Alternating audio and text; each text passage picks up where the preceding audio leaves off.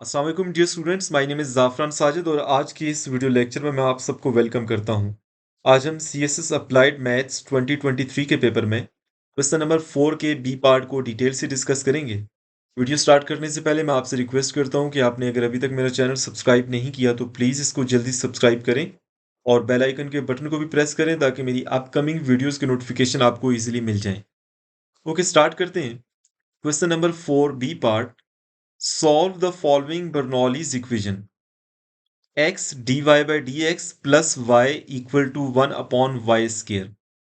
Student, हमारे पास ये एक बर्नौलीज डिफरेंशियल इक्वेशन है और आपको स्टेटमेंट में बता दिया गया है कि ये एक बर्नौलीज डिफरेंशियल इक्वेशन है, आपने इसको सॉल्व करना है। 10 नंबर का ये क्वेश्चन है। इससे पहले वाले वीडियो लेक्चर में मैंने सीएसएस अप्लाइड मैथ्स के 2018 के पेपर में क्वेश्चन नंबर 4 के बी पार्ट को डिस्कस किया था। वो भी बर्नौलीज डिफरेंशियल इक्वेशन से ही रिलेटेड था। तो ये एक इंपॉर्टेंट टॉपिक है, इसको अपने लाजमी करना है। ओके, इसके सॉल्यूशन हम स्टार्ट कर लेते हैं। सबसे पहले तो इसको हमने स्टैंडर्ड फॉर्म में लिखना है। मैंने अपनी लास्ट वाली वीडियो में आपको बताया था कि किस तरह से आप स्टैंडर्ड फॉर्म में लिखते हैं बर्नौलीज डिफरेंशियल इक्वेशन को। तो जो बर्नौलीज डिफरेंशियल इक्वेशन की स्टैंडर्ड फॉर्म है, जो एक जेनेरिक फॉर्म है, मैं यहाँ पे लिख रहा हूँ, ज़रा देखिएगा। That is d y over d x plus p of x into y, this is equal to q of x into y to raise power n. और यहाँ पर स्टूडेंट एन पर यह कंडीशन है कि एन जो है ना वो 0 और 1 नहीं होना चाहिए, क्योंकि अगर आप एन की जगह पे 0 या 1 लेंगे तो ये एक लीनियर डिफरेंशियल इक्वेशन बन जाएगी, जिसको आप with the help of integrating factor solve करते हैं। ओके, तो एन की वैल्यू 0 और 1 नहीं होनी चाहिए। 0 और 1 के अलावा एन की कोई भी वैल्यू हो सकती है, 2 3 -2 -7 1/2 3 कुछ भी हो सकती है, लेकिन 0 और 1 नहीं होगी। Understand now. अब स्टूडेंट, हमने क्या करना है कि हमने सबसे पहले जो इस क्वेश्चन के अंदर डिफरेंशियल इक्वेशन गिवन है, इसको हमने स्टैंडर्ड फॉर्म में लिखना है। तो स्टैंडर्ड फॉर्म में लिखने के लिए हमें d y by D x का जो कोफिशिएंट है वो 1 चाहिए। तो यहाँ पे ये जो एक्स, इसको आपने यहाँ से ख़त्म करना है। आप दोनों साइड पे एक्स से डिवाइड कर लें तो हमारे पास यहाँ पे आ जाएगा d y over d x plus 1 over x into y, this is equal to 1 over x into 1 over y square. Okay, now अब राइट हैंड साइड में स्टूडेंट हमने ये जो 1 ओवर वाई स्केयर है ना, इसको हमने इसका फ्रैक्शन खत्म करना है। तो मैं इसको यहीं पे इसका फ्रैक्शन खत्म करके इसको लिख देता हूं। देखें, आपके पास ये जो टर्म है वाई स्केयर, इसको मैं ऊपर लेके जाता हूं तो हमारे पास ये हो जाएगा y to raise power -2। Okay, अब अगर आप गौर से देखें तो ये आप स्टैंडर्ड फॉर्म में आ गई है।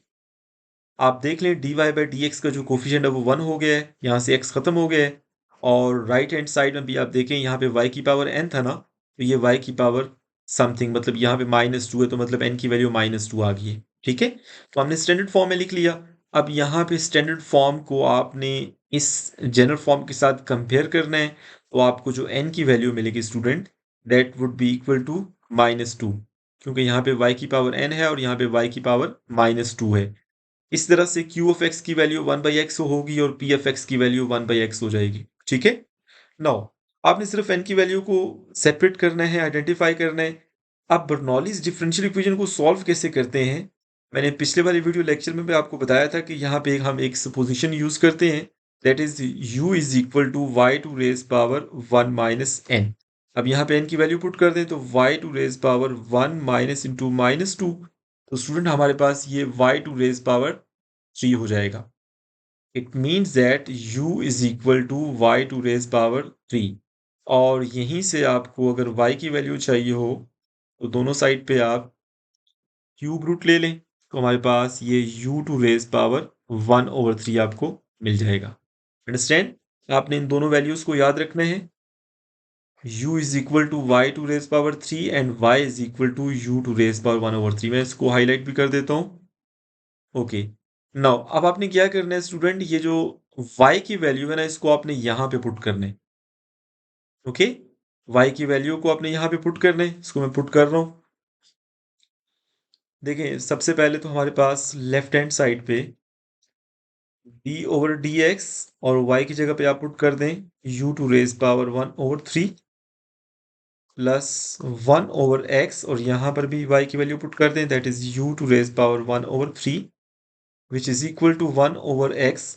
और यहाँ पर भी देखें y की पावर -2 है ना ये, तो आप यहाँ पे चलें y की वैल्यू हम यूज़ कर लेते हैं, that is u to raise power 1/3। इसको मैं यहाँ पे यूज़ कर लेता हूँ, u to raise power 1/3 whole power -2। Okay, now अब हमने क्या करना है भाई, हमने यहाँ पर आप लेफ्ट साइड पे आप इसका डेरिवेटिव ले लें, पावर रूल यूज कर लें। सो 1/3 स्टार्ट में एक पावर कम कर दें, 1/3 -1 करें तो -2/3 आ जाएगा। और again derivative of base du/dx आ जाएगा, प्लस ये टर्म वैसे ही रहेगी 1/x into u to raise power 1/3, this is equal to 1/x into u to raise power, this will be -2/3। Now आप स्टूडेंट, आपके पास ये एक लीनियर डिफरेंशियल इक्वेशन बन गई है। आपको यहाँ से नज़र नहीं आ रहा, मैं इसको थोड़ा सा सिंप्लीफाई करूंगा तो आपको समझ आ जाएगी। अब इस लीनियर डिफरेंशियल इक्वेशन को आपने स्टैंडर्ड फॉर्म में लिखना है। और स्टैंडर्ड फॉर्म में आप कैसे लिखते हैं कि यहाँ पे ये जो D U by D x वाली टर्म है ना, इसका कोफिशिएंट 1 होना चाहिए। इस सारी टर्म को यहाँ से हमने ख़त्म करना है, तो इसे डिवाइड कर देते हैं।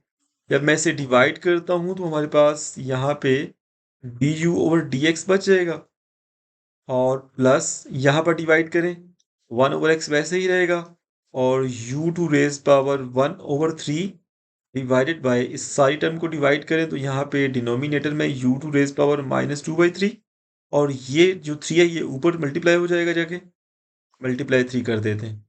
This is equal to, right hand side पर भी आप डिवाइड करें तो सिंपल आपको 1/x मल्टीप्लाई 3 मिलेगा, क्योंकि ये u की पावर -2/3 इस पावर से कैंसिल हो जाएगी। ओके, नाउ अब इसको मैं थोड़ा सिंप्लीफाई कर लेता हूँ।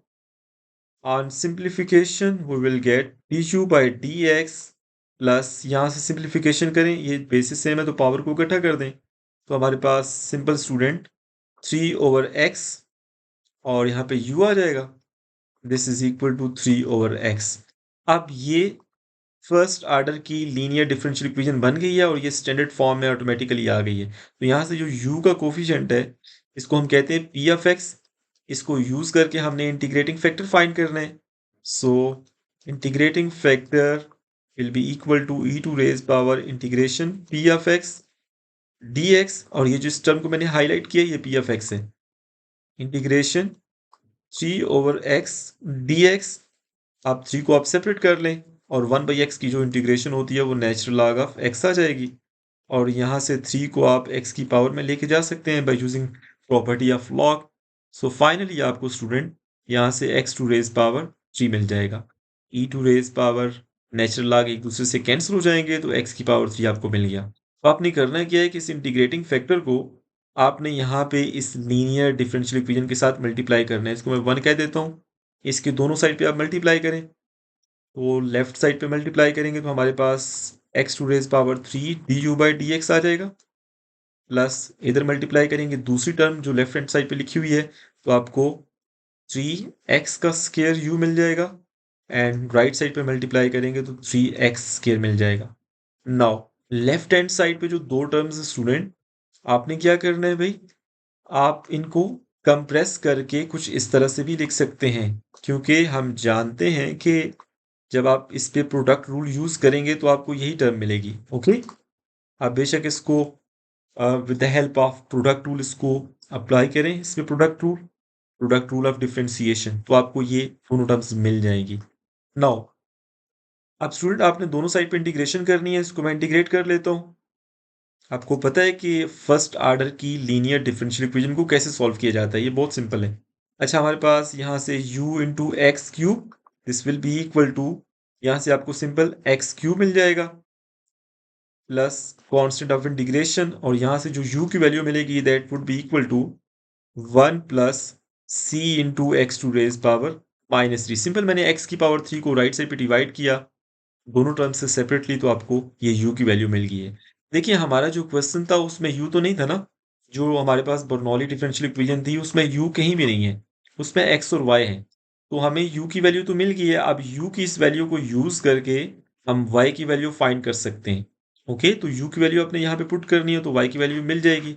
अब मैं इसको जो हमने सुपोजिशन की थी मैं यहाँ पे यूज कर रहा हूँ। As we know that y is equal to u to raise power 1/3, you just have to use the value of u in this last expression.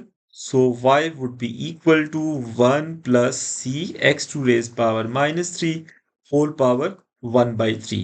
So this is our required solution for the given Bernoulli differential equation. I hope so student आपको इसकी understanding हो गई है।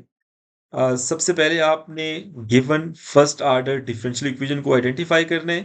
अगर तो वो linear differential equation है तो सिंपल आप उसका इंटीग्रेटिंग फैक्टर फाइंड करें और उसको सॉल्व कर लें। अगर वो लीनियर नहीं है तो फिर बर्नौली होगी। ओके, तो बर्नौली डिफरेंशियल इक्वेशन को आपने with the help of above supposition that was u is equal to y to raise power 1 minus n, उसको यूज करते हुए आपने गिवन बर्नौली डिफरेंशियल इक्वेशन को लीनियर डिफरेंशियल इक्वेशन में लेके आना है। और लीनियर डिफरेंशियल इक्वेशन को सॉल्व करने का तरीका मैं आपको पहले बता चुका हूँ। With the help of integrating factor आप उसको इजीली सॉल्व कर सकते हैं। Thank you so much for watching my video. अगर आपको वीडियो अच्छी लगी है तो प्लीज़ इसको लाइक करें, अपना फीडबैक भी दें और अपने फ्रेंड्स के साथ भी शेयर करें। Thank you so much.